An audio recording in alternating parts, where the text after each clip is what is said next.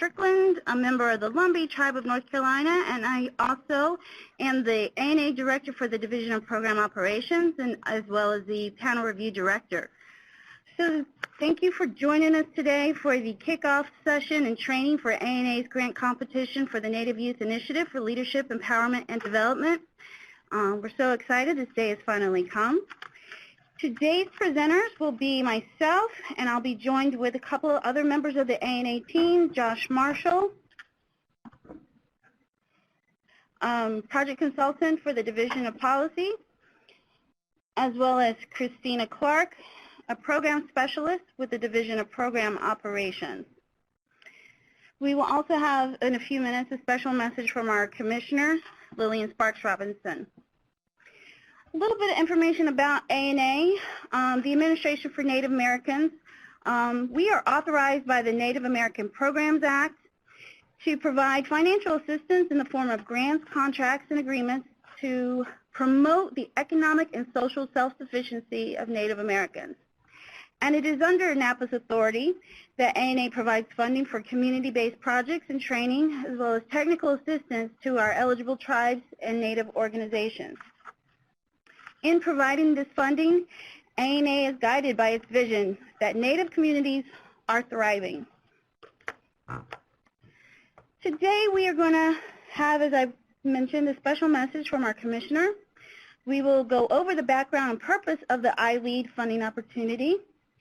We want to also help you understand the ILEAD FOA evaluation criteria. We'll discuss the scoring guide that's included in the FOA. We will provide additional panel review contacts in the timeline for completion, and then all that will be followed by a question and answer session. So a message from our commissioner. Lillian Sparks Robinson was confirmed by the United States Senate as the commissioner of ANA in March of 2010. She's a member of the Rosebud and Oglala Sioux tribes. Mrs. Sparks Robinson has devoted her career to supporting the educational pursuits of Native American students, protecting the rights of Indigenous people, and empowering tribal communities. Prior to her appointment, Mrs. Sparks Robinson served as the Executive Director of the National Indian Education Association, NIEA, where she worked extensively on K-12 and early childhood education policy to secure funding to positively impact American Indian, Alaska Native, and Native Hawaiian students. With a background in political science and law, Mrs. Sparks Robinson was named one of 7 young Native American leaders by USA Today magazine. Commissioner Sparks? Great. Thank you so much, Mia. So welcome, everyone, to our actual final panel review session.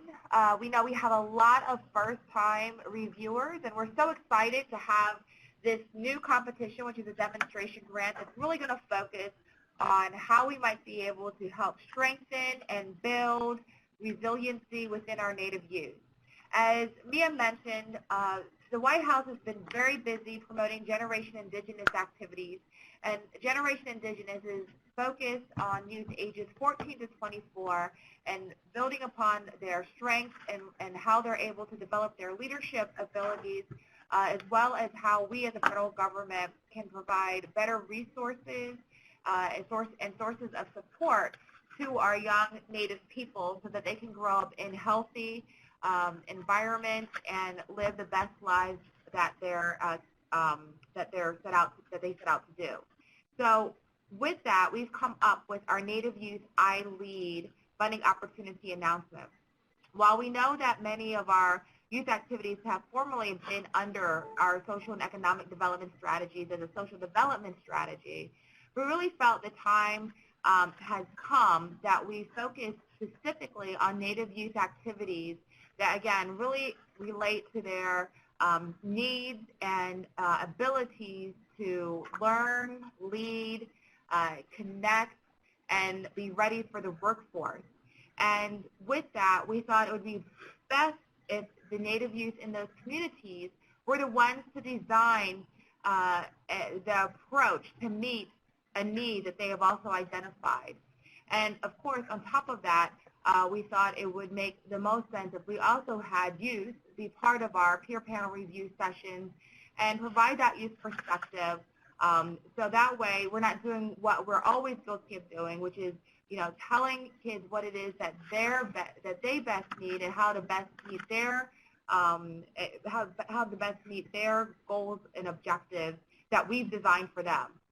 So this is a competition for the youth, which will be peer panel reviewed by the youth, and when we fund it, we anticipate that the youth will be a large part of the implementation.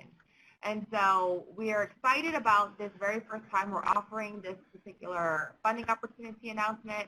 We're really excited to see what comes through in the application. And we know that you guys will do a great job in helping us determine what the ranking will be and which applications we will actually be able to award grants.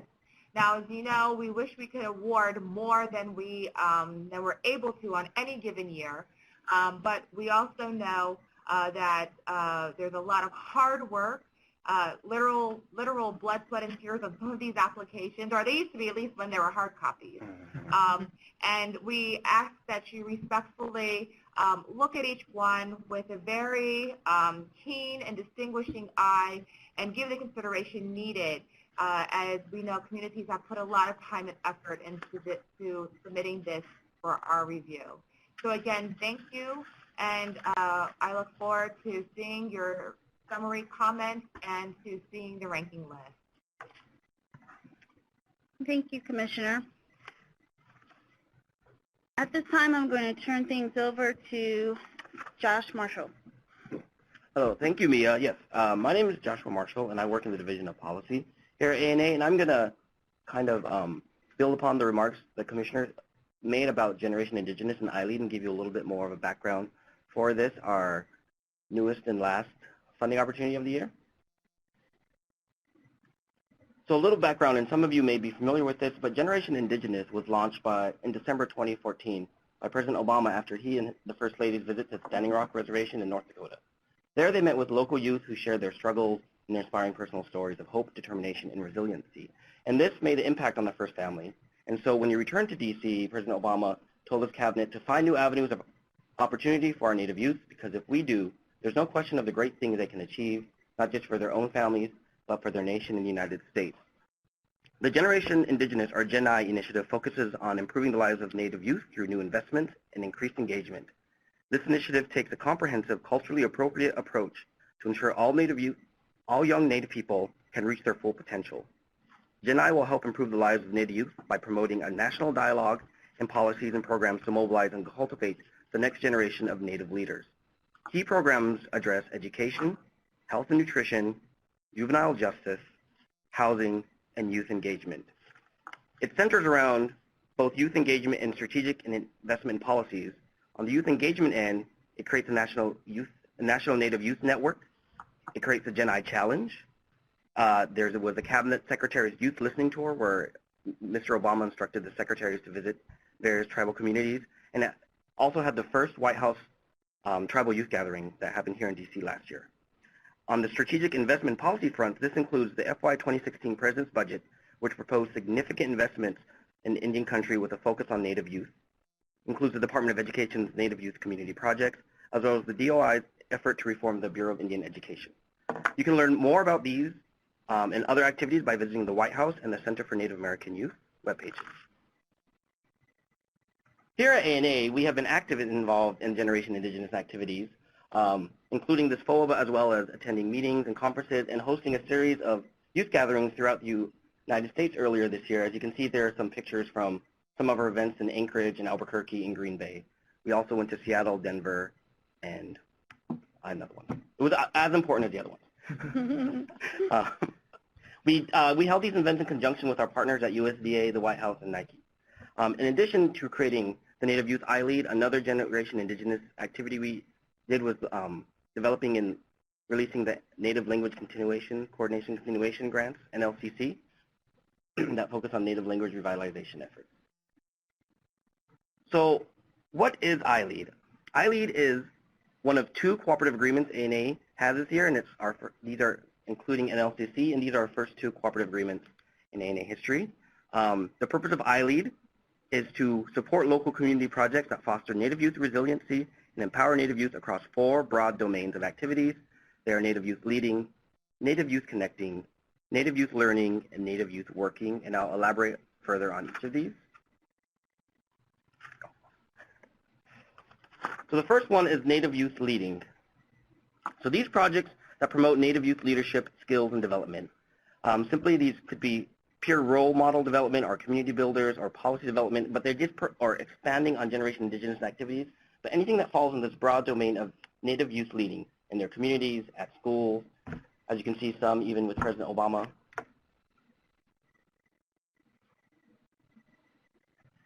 The next domain is Native Youth Connecting, and these are projects that create models of resiliency. They foster the development of a strong sense of identity. They develop skills to cope with challenges.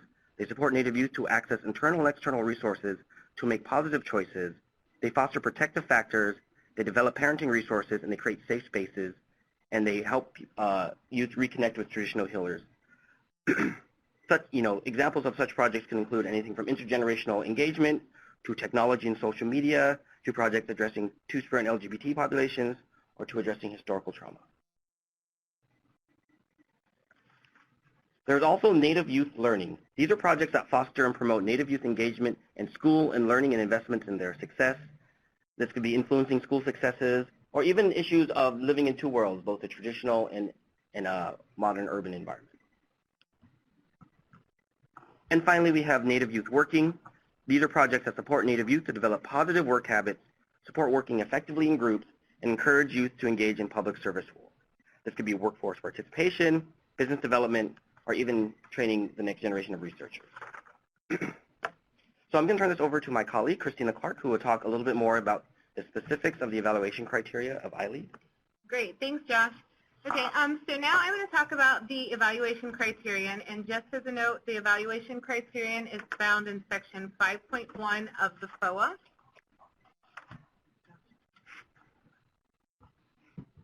Okay, so in the next portion of the training, we'll cover the multi-stage panel review process. We'll go into the evaluation criterion and talk about that as well, and then I'll also touch base on the scoring guide that's included in the FOA. Okay, so ANA participates in a 2-stage review process for funding projects, and the first is the peer panel review, which you all are involved in now. The peer panel review is really critical in funding projects, and based on the results from your discussions, comments, and scores, we will build a ranking list of the highest scoring applications. So that's the first stage. The second stage is ANA staff perform internal review, and we start with the highest ranked applications from panel review, and we read down until the funding is exhausted. The projects funded are directly based on your assessments and scores, and we are reviewing to ensure that the proposed projects and activities are in line with ANA and ACF policies, as well as the priorities of the ILEAD funding opportunity announcement. Okay, before I continue, we're going to have a short quiz just to recall some of the information that Josh touched base on. So there'll be a poll that comes up on your screen in just a minute here. On the bottom right. It's going to be on the bottom right corner of your screen, and you'll see a question there, and just click yes or no to indicate your response. And the question is, will ANA fund projects under the ILEAD program which are not included as an example in the FOA?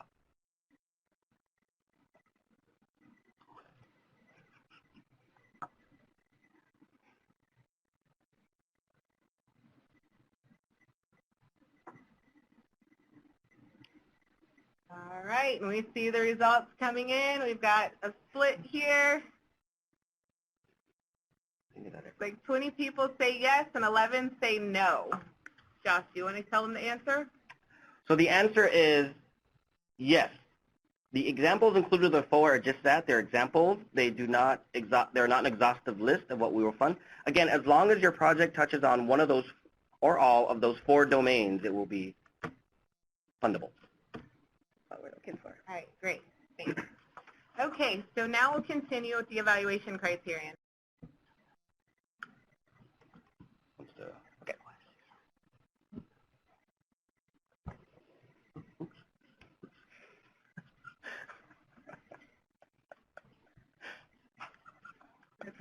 The evaluation criterion is published in the FOA, and it's part of ANA's commitment to an unbiased and transparent panel review process.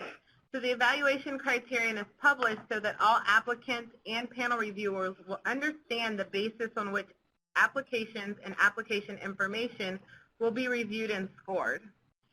The ILEAD FOA has 4 evaluation criterion. They include need for assistance, outcomes expected, approach, and the budget and budget justification. Each criterion has sub-criterion listed beneath it, which are direct questions related to the information that ANA is looking for in project proposals. Reviewers must consider and comment on each individual sub-criterion listed in the funding opportunity announcement. So the first is need for assistance, and this is copied directly from the FOA. You'll see that the points allocated are there, indicated need for assistance is 10 points. Underneath that, there's a reminder that the reviewers are to assess the extent to which the application has provided information. And then right underneath that, you'll see the 2 sub-criterion. So that's the way that the criterion are laid out. The next criterion is going to be outcomes expected. Outcomes expected is worth 35 points. And you'll see that there are quite a few more sub-criterion listed there than you'll find in needs for assistance. The sub-criterion are directly related to the importance of information and also directly related to the amount of points that are possible under each evaluation criterion. And so when you see that more points are allocated, you'll know that that section contains a lot of critical information.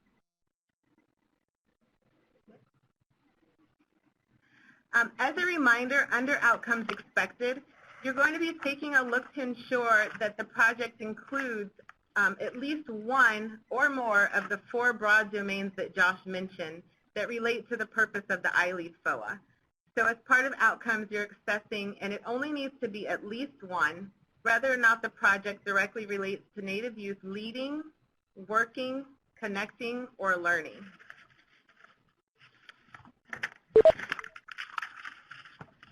The next criterion you'll see is the approach. And approach you'll note is worth 40 points. The approach is actually worth the most points of any of the evaluation criterion.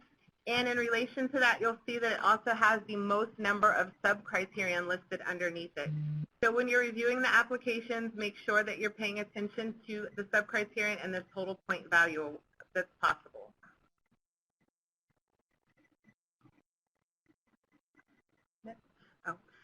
For approach, just a reminder that this section does include a basic logic model.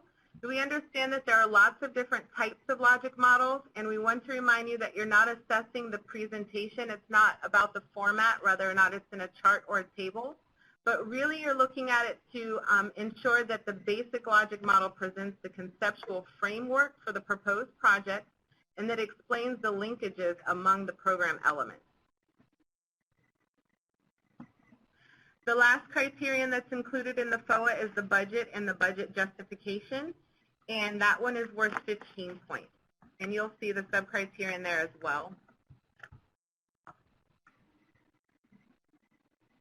Right. So the 4 evaluation criterion included in the FOA equal 100 potential points. The ILEAD FOA also includes the option for up to 5 additional bonus points. So that's a potential of 105 points total. The bonus points are assessed to determine the extent to which the application presents youth involvement and support in the development and the implementation of the proposed project. The bonus points are not intended to be an all or nothing, but awarded based on the extent to which youth involvement is demonstrated in the application.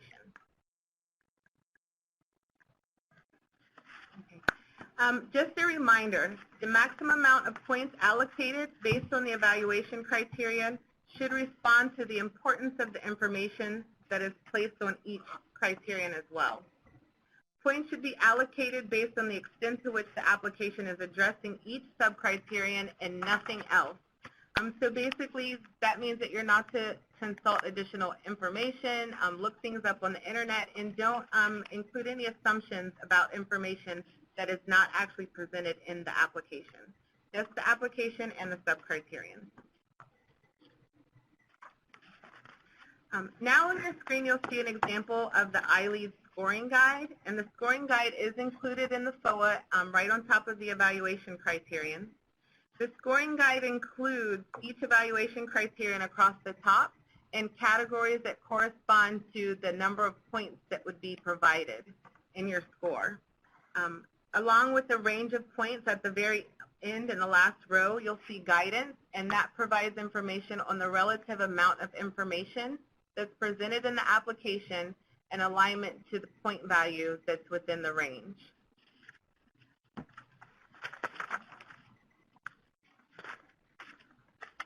The scoring guide, as a reminder, is contained on pages 45 and 46 of the FOA and is meant to provide guidance in relation to your score.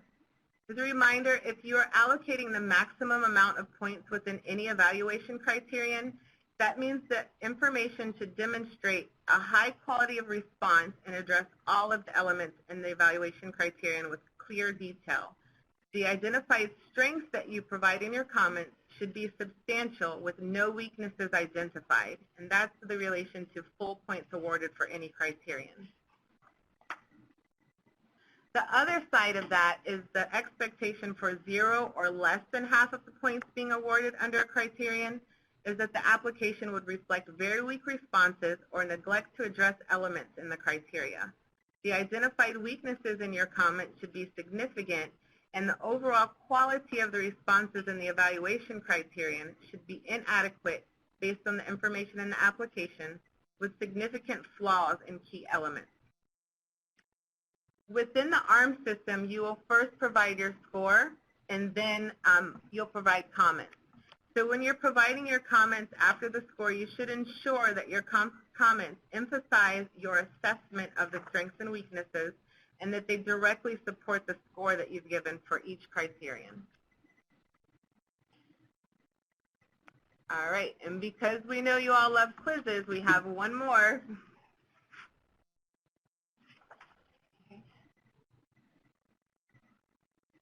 So this one is found on the bottom right of your computer as well. And it's a multiple choice question. So the question is, when reviewing, reviewers should consider the following information when scoring ILEAD. The first response is consider evaluation criterion from the FOA. The second is to consider information found from research done on the internet. Option C for a response would be to consider personal experience and knowledge about the applicant organization or staff. And answer D would be all of the above. So we'll give them like a minute.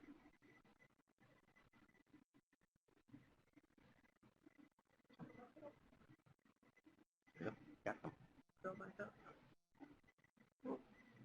Oh. Wow. All right, it looks like almost everyone got the right answer to that. I wonder if it's because we put it first. A is correct, that you should only consider the evaluation criterion when awarding scores to the information in the application.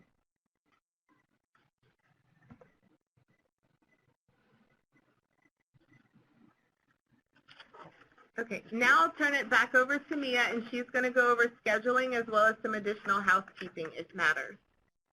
Nice job, everybody. Thank you for your participation. You'll also have your introductory call with your SAMs later this afternoon for some of you. And so feel free to ask them additional questions that you may have about some of the material we presented here this afternoon. So the schedule over the next 2 weeks, as you know, the session is being held remotely, and we have individuals like you that live and work in all areas of the United States, including Alaska, Hawaii, and as far away as Guam.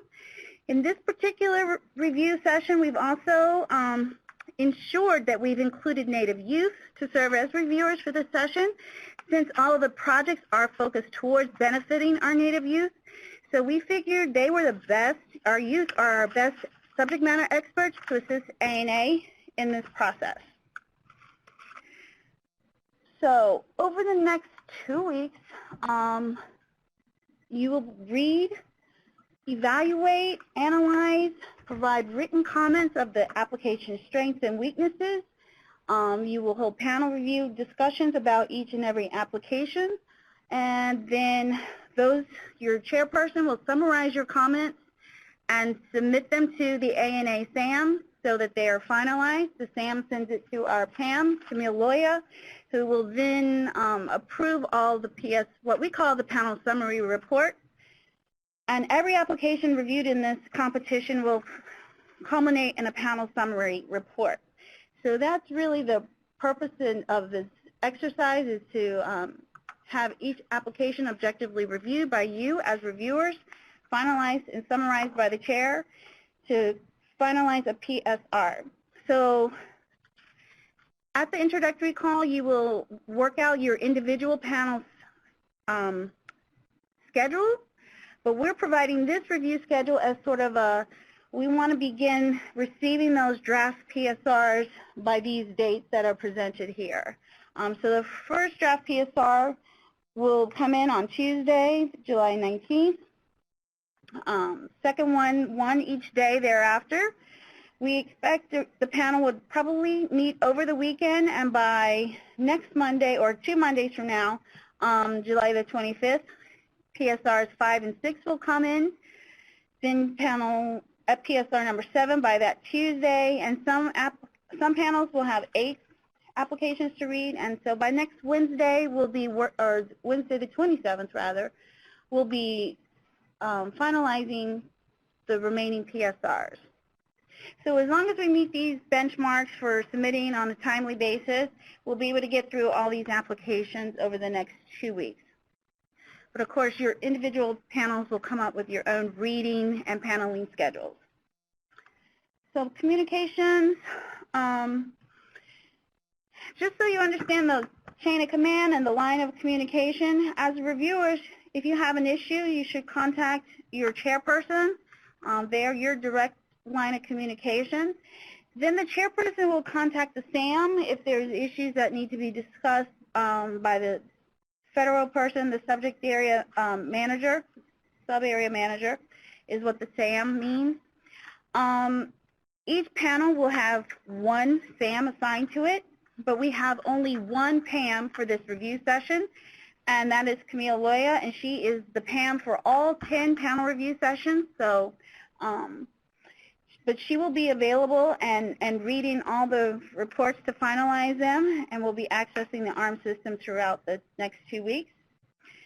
The SAMs and PAMs can contact me if there's an issue, or we also have a help desk known as the Operational and Technical Support Team for assistance, especially if it's related to logistics or a phone line not working or an application maybe missing parts and they need further research.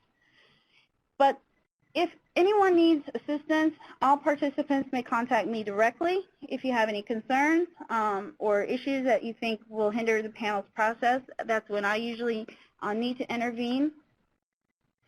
And so that's the communication protocol. So how to reach us? Like I said, your first contact should be your SAM, and I think the SAMs have emailed their chairs at this point, and then you'll have your introductory call, so you'll find out who your assigned SAM is for your panel. Tom Dannon and the ANA Oats team, Kevin Panas and Rhonda Williams, will support all of the reviewers at the Oats team help desk. Their phone line is there, as well as they're usually the one that receive the emails at ANA Reviewer at acf.hhs.gov and respond accordingly.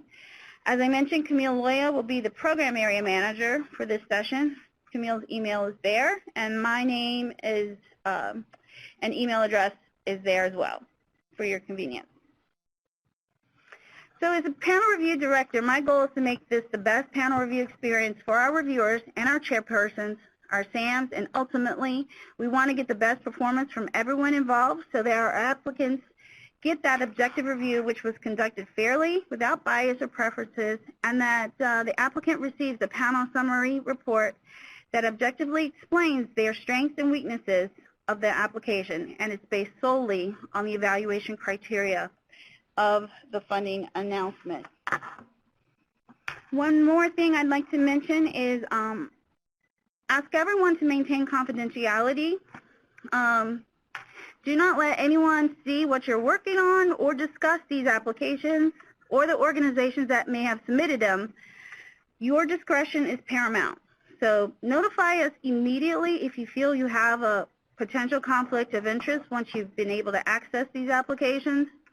A conflict of interest is defined as any action by a reviewer in the grant review or awarding process which would affect or could appear to affect the reviewer's financial interest or would cause the reviewer's impartiality in the grants process to be questioned.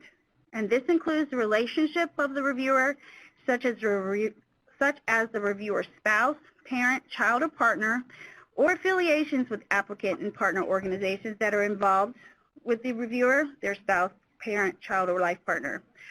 All COIs, conflicts of interest, have been signed, but sometimes issues arise when you actually read the application. So please briefly look at all of the applications that are signed to you to ensure there are no additional conflicts of interest, such as proposed staff in a project or their board of directors that you may have been unaware of previously. It is easier for us to remedy the COI situation earlier in the session rather than later. Should a COI occur, please contact your SAM or the OATS team immediately. We will likely transfer that application to a different panel, and so that's the switching that may need to occur in the first part of the session. Also, some applications may be out of order when you read them, and that's not the fault of the applicant, and you should not base your comments or scoring on this, as well as you will save yourself a lot of ink if you do not print the redacted pages. Some applications, if they exceeded 150 pages, they'll appear as black, and that will eat up all your ink. So you might want to scroll through that application and print the necessary pieces if that's your method of work. And at the end, please destroy any printed or electronic files at the end of the session. We will also send a survey to you at the end of this process. This survey is broken into two sections. First, it's to allow you to provide feedback on the panel review process itself, and in the next session, you will be able to assess the performance of the participants in your panel. Reviewers will assess their chairperson, and then the chairperson will assess all three reviewers, and we rely on these results and surveys in order to improve our process each year and to ensure we select competent and qualified panelists. So with that, we can now move on to any Q&A. Oh. Okay. I just quickly want to end by reading a quote from Mrs. Obama about Generation Indigenous, because this is part of a larger process. We all need to work together to invest deeply and for the long term in these young people, both those who are living in their tribal communities and those living in urban areas across the country. These kids have so much promise, and we need to ensure that they have every tool, every opportunity they need to fulfill that promise. I say that to say ILEAD is an example of how President Obama's commitment to Native American youth will extend past this administration. You know, this is just the first round of ILEAD, and we plan to continue issuing this FOA, and so Generation Indigenous and the President's historic commitments in Indian country are not going away even as the term ends. Okay, Charles, if you can open up the phone lines for the Q&A session. They have been typing their questions into the chat box, and the first question that we have is, can we give half points, for example, 2.5 or 3.5? What answer was typed back into the chat box, but I wanted to give you guys opportunity to respond. Hi, Charles. Yeah, the answer to that is no. All scores should be given in whole numbers. And the second question. System allows it. The second question was, how many applications were submitted?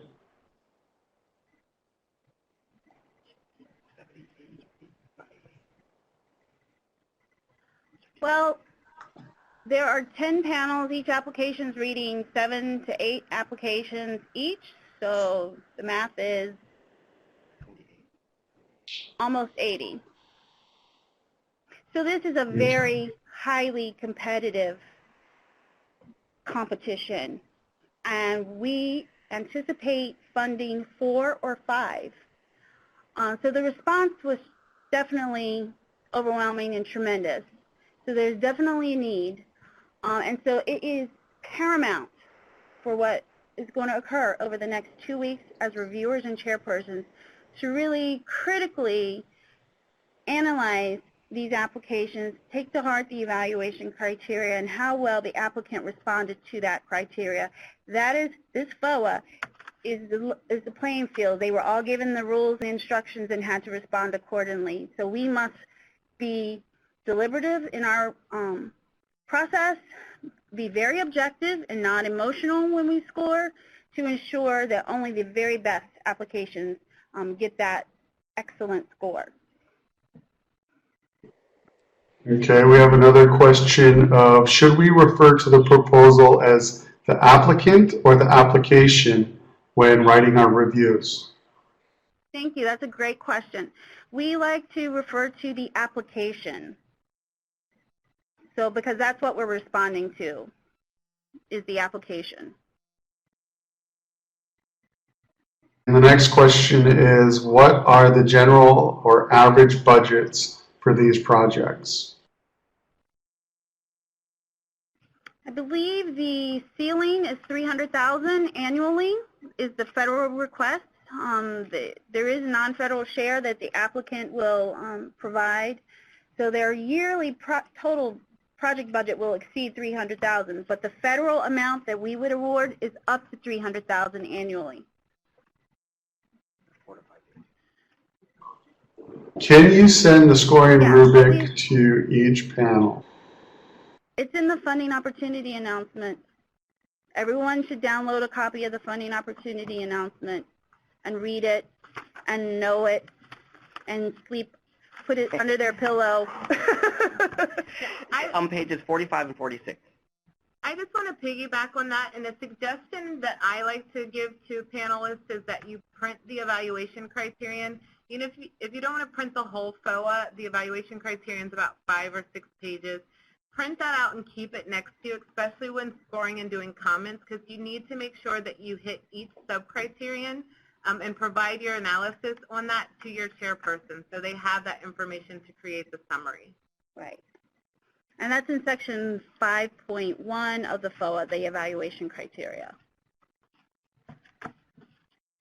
And they're asking if they could get a copy of this PowerPoint. I'll answer that. This PowerPoint was extremely large. If it is pushed out, it would be a link that you guys could download it from. And I could work with Josh on that to minimize the size. I can convert it. What are the scoring?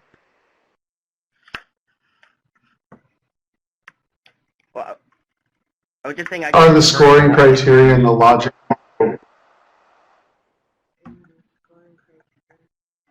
So the logic model is scored under the approach section.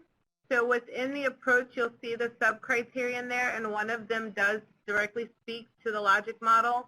As a reminder, it's not about the format or the presentation, but just that it's a basic logic model that contains conceptual framework for the proposed project.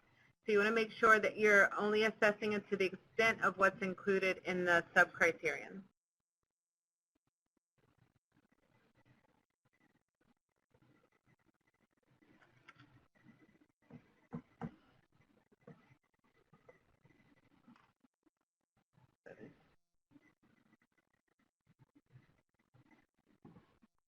Are there other questions?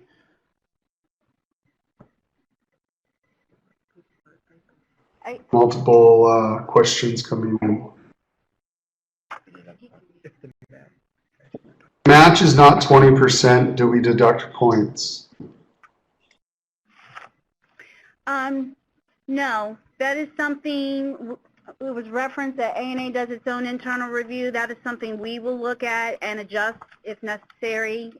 We also look at things of what's allowable, not unallowable. So that is not part of the evaluation criteria. So you do not deduct points. That is something ANA will take a look at and correct if necessary, if the application is being considered for funding. Want us to number the sub-criteria. Can you repeat the question? Want us to number the sub-criteria. Do you want to number? In the PSR. Oh, No. in the PSR, No. Because I understand that might be easier for you as a reviewer and chairperson to keep track of each sub-criteria and whether or not you did it or not. But at the end of the day, the summary report is going to go to the applicant, and those numbers aren't going to make sense to them because they're not numbered in the FOA. So they are numbered in the FOA? Yeah, they are. Oh, okay. Then I guess that would be okay, since I misspoke. They are numbered in the FOA, but it has to be need for assistance -1. It'd be a little awkward, because Yeah, this is Camille. You know, as you're working on the draft PSRs, just to keep yourself organized and make sure that you're not missing any sub-criteria, you might want to number them. But when you're finalizing the PSR, it probably would be better for the chair to eliminate those numbers. So as long as you know, you can use the numbers to make sure you cover all the sub-criteria, but the final PSR should not have numbers. so when it's submitted for final approval, the numbers could be taken out. Yeah. Okay, the next one is, the FOA states that the logic model should address how the project will be evaluated. Is this correct, since it is not mentioned in the sub-criteria?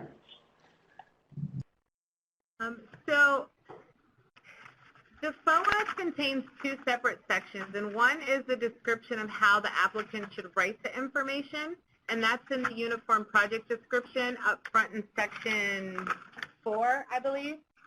But the evaluation criterion that's found in section 5 is what's used to evaluate. So, you know, although there's some instruction, maybe additional instruction to what applicants might consider, it's only evaluated based on the criterion that's in section 5. And the specific sub-criterion related to the logic model in section 5 does not describe how the project should be evaluated. It basically just discusses assessment of the conceptual framework, as I mentioned, and how the linkages among the program elements are displayed.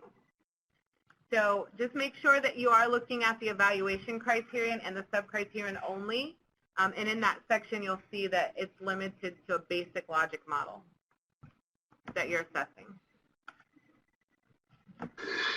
The FOA says we are evaluating the extent to which the application has a logic model with a conceptual framework. Does that mean we should not evaluate whether the conceptual framework is applicable and relevant, or just that it exists?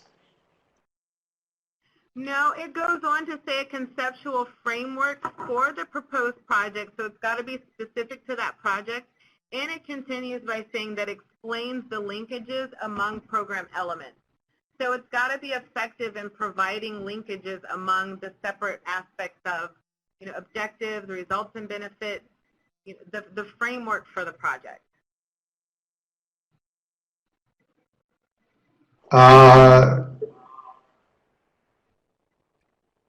Could you please explain how bonus points will be awarded? Is one letter of support enough? Please explain.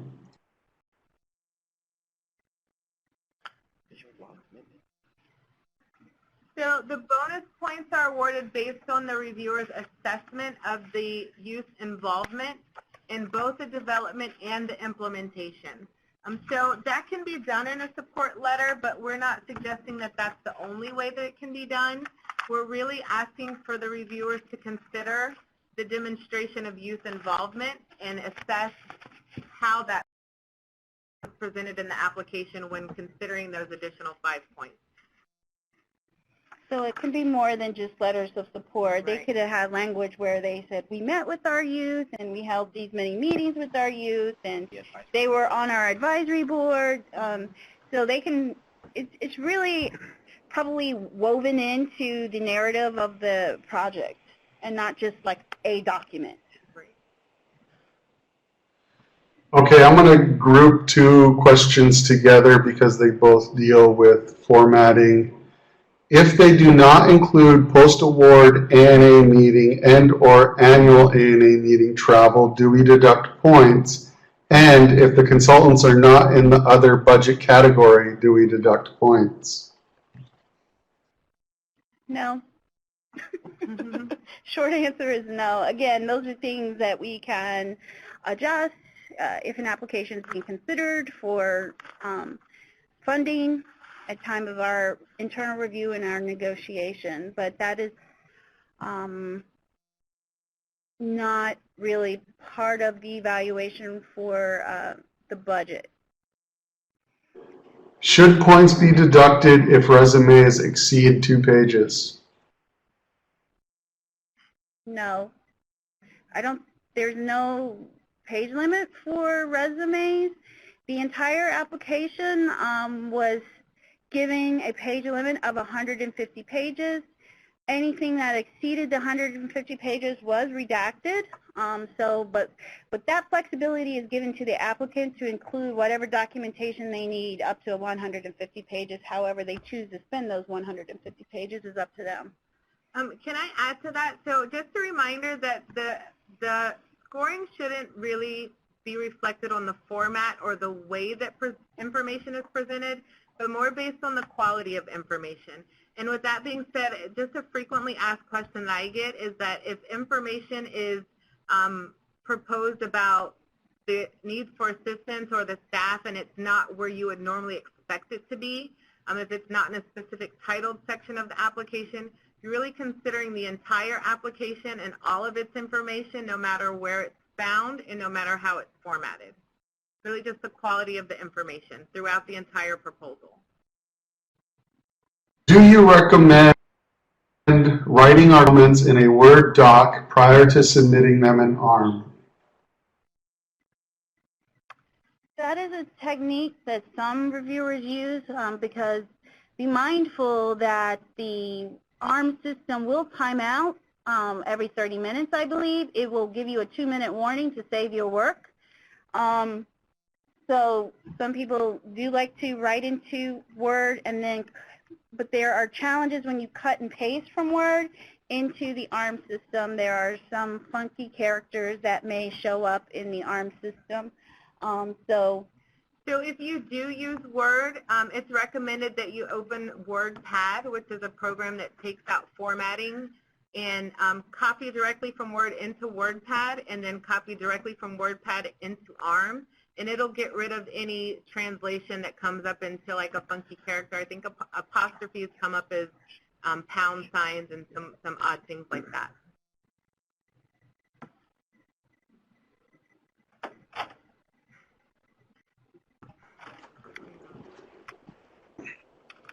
I will continue a few more minutes with questions and answers.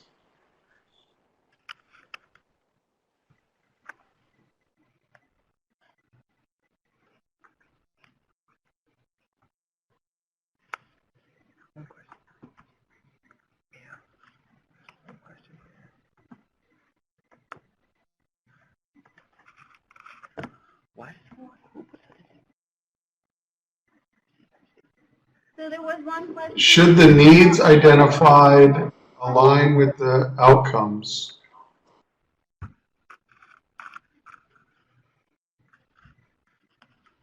So you said, should the needs identified align with the outcomes?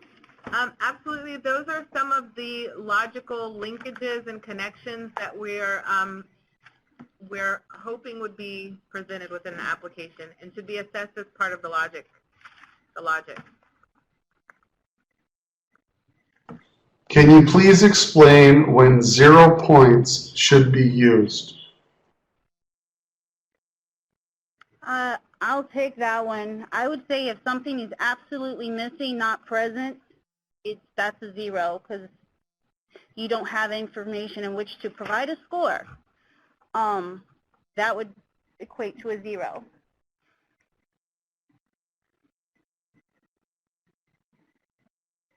There was a question about whether these applications had been vetted for whether they exceeded the funding ceiling, and the answer is yes. All of these applications have been screened and deemed responsive to any of our disqualification factors. So they came in on time. That means they arrived before the deadline. If there were any duplicates, those were removed. So there's only one application from an applicant organization in this competition. We also asked for the assurance of community representation on the governing board of directors, and so we've screened for that. And anything that exceeded the award threshold was also removed. So those are our disqualification factors. Okay, we have one last question. If no weaknesses in a criteria section, can less than a full score be given? No, I'll take that one.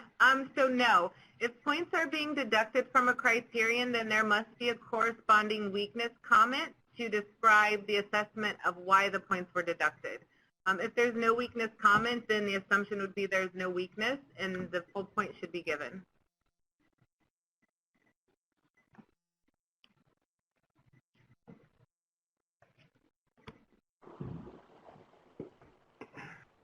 I would like to thank you guys for participating in today's training. I'm sure ANA has a more formal closing. Not really. I think you should have ended with your quote there. Oh, I guess I should have. I ended I ended with Michelle Obama's quote too early, but yes. I guess the only other thing is prepare for an introductory call with your SAM today. Right. I think several SAMs have already reached out to their chairpersons and will follow on this particular webinar with their introductory call with their panel, at which time you'll lay your ground rules, introduce yourselves, begin developing that rapport relationship, decide what your schedule is, your reading schedule, as well as your panel schedule over the next 2 weeks. And so I just wish you all, unfortunately, the commissioner had to step out for another meeting. So on behalf of the commissioner as well as all of ANA, we've put a lot of effort and time into getting us to this day, and we really appreciate your involvement and commitment to this process, and wish you the best of luck. So happy paneling. Bye-bye.